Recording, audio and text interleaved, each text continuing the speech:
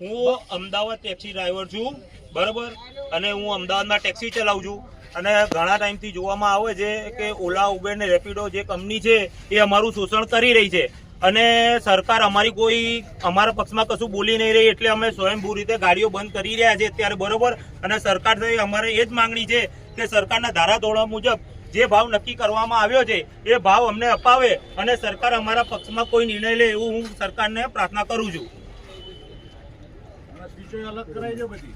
જેમ કે આપણે ડ્રાઈવર મિત્ર છે એમણે રજૂઆત કરી કે જે સરકારી ધારાધોરણ મુજબ આપણને ભાડા મળતા નથી, એના માટે થઈને ડ્રાઈવર સંમેલન બધા સ્વયંભૂ બંધ પાડ્યું, બરોબર છે.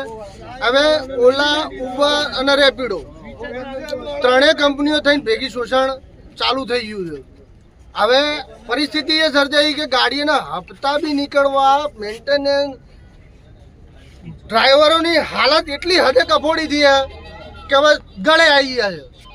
સરકારને અમારી નમ્ર અરજ એ જ છે કે અમને ડ્રાઈવરોને જે પણ સરકારી ધારાધોરણ મુજબ છે એ પ્રમાણે ભાડું આપો ને અમને ન્યાય આપો.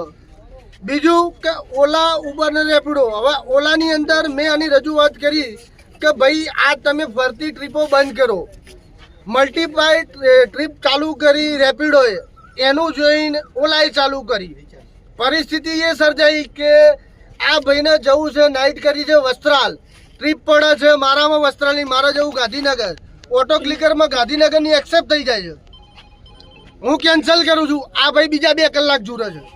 એટલે આ બધી પરિસ્થિતિ ન સર્જાય એના માટે થઈ જે રીતે ઓલાએ પહેલાં જે ટ્રીપ સિંગલ વાગતી હતી એ રીતે વાગે, જેને જવું હોય જાય, ન જવું હોય એ ના એક્સેપ્ટ કરે, એની એ પ્રથા ચાલુ કરે, રિચાર્જ સિસ્ટમ બંધ કરે, એવી અમારી માંગ છે. અને રેપિડોએ આનો જવાબ એક ડ્રાઈવરને કૂતરું ન બેસાડવા બાબતે પરિસ્થિતિ એવી સર્જાઈ હતી કે સામે કસ્ટમરે કેસ કર્યો. ત્યારે આ રેપિડો કંપનીએ એવો જવાબ આપ્યો હતો કે અમારો લુકઆઉટ નથી.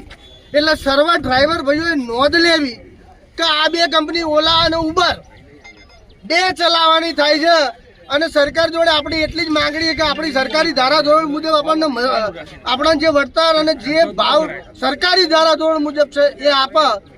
અને આગળ વાત એવી છે કે ઓલામાં મેં રજૂઆત કરી એટલે ઓલામાંથી મને એવો જવાબ મળ્યો કે मेरे को 1 घंटे में 300 बुकिंग था, अभी मेरे को 25 बुकिंग हो गया ये हड़ताल की वजह से. તો એમને પણ એવી જાણ કરવામાં આવે છે કે આ ફરતી ટ્રીપો અને રિચાર્જ સિસ્ટમ બંધ નહીં કરો તો પરિસ્થિતિ એ થાય કે જેને વઢાવ જવું છે એને પડે છે ગાંધીનગર.